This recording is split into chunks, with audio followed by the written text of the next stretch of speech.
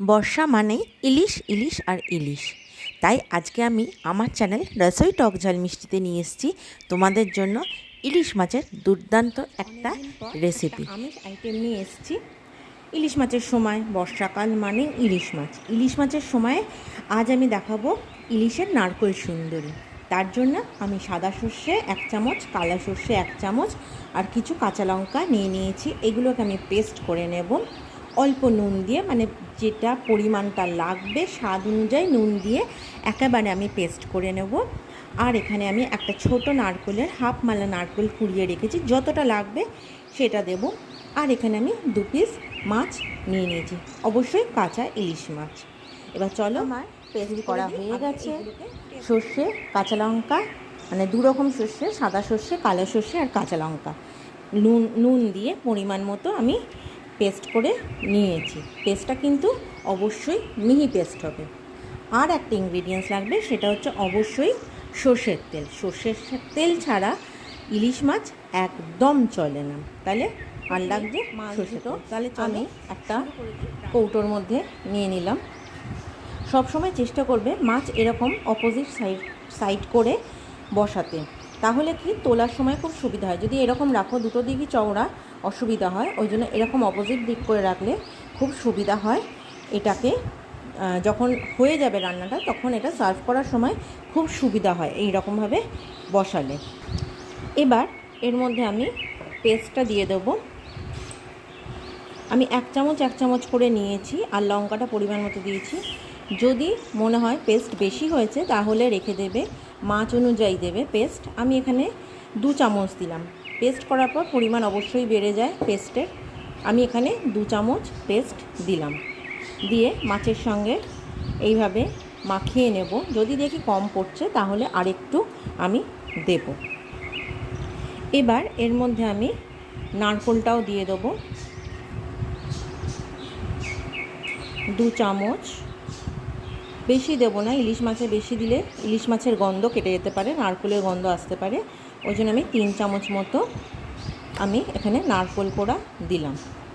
এবার এটা মাখানোর জন্য অবশ্যই আমি সর্ষের তেল দেবো। এটা একটু পরিমাণ মতোই দিতে হবে।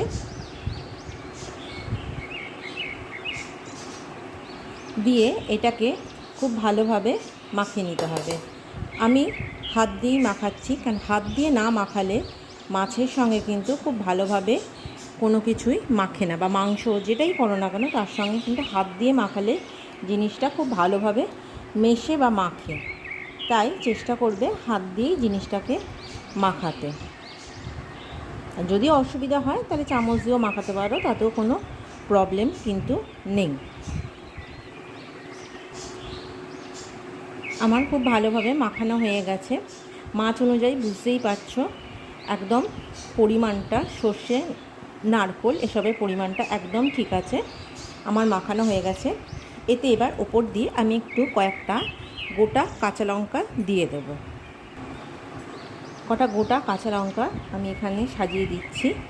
লঙ্কা আমি একটু পরিমাণে বেশিই দিয়েছি, বুঝতেই পারছো, কেন পেস্টের কালারটা সবুজ হয়ে গেছে।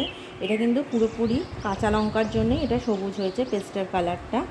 তাও আমি আরও কয়েকটা লঙ্কা দিয়ে দিচ্ছি ওপর দিয়ে, যার যেরকম লাগবে সে সেরকম খাবে। একটু সর্ষের তেল ছড়িয়ে দিচ্ছি আর একটু। মাছ করার জন্য আমি কিন্তু গ্যাসে জল বসিয়ে রেখেছি। আর এবার এটাকে ঢাকা দিই।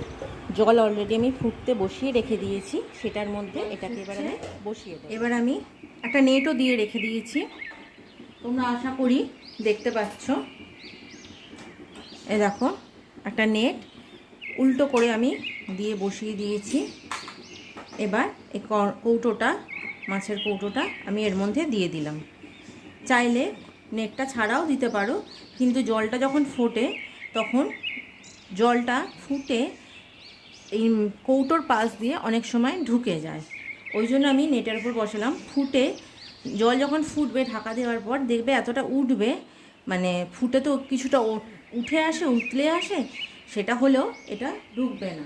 সেই কারণেই নেটের ওপর বসানো। দিয়ে এবার আমি এটা ঢাকা দিয়ে, ইলিশ মাছ হতে তো বেশি সময় লাগে না, মিনিট 15 আমি রেখে দেবো। এই যে ফুটছে, মিডিয়াম করে রেখে দেবো, মিডিয়ামে ফুটবে 10 থেকে 15 মিনিট, 15 মিনিটও হয়তো লাগবে না, 10 থেকে 15 মিনিটের মধ্যে আমি এটা ঢাকাটা খুলে দেখো জলটাও শুকিয়ে গেছে অনেকটাই, আর অল্প একটুখানি জল আছে। আশা করছি এটা আমার হয়ে গেছে। এটা এবার আমি তুলে ফেলে তারপর তোমাদের খুলে দিলাম ঢাকা।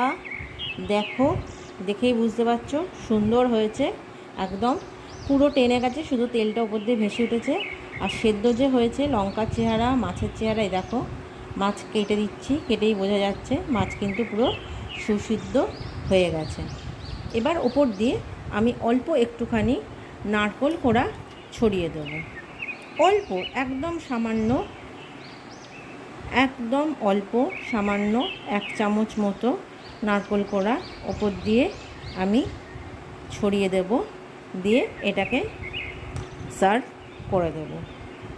তাহলে এখন একটু ঢাকা থাকবে, এটা হালকা ঢাকা রাখবো। যে কোনো ভাপা জিনিসই করার পর অবশ্যই কিছুক্ষণ হালকা ঢাকা দিয়ে রেখে দেবে, তাহলে তার ভেতরে যে গন্ধটা সেটা খুব ভালো থাকে। আমি এই কাঁচা নারকেলটা দিলাম, দিয়ে এটা ঢাকা দিয়ে এখন রেখে দেবো। যখন সার্ভ করব আস্তে করে তুলে এটাকে ওইভাবেই আমার সার্ভ করা হয়ে গেছে। গরম ভাতে ফটাফট খাওয়া শুরু করে দিই এবার।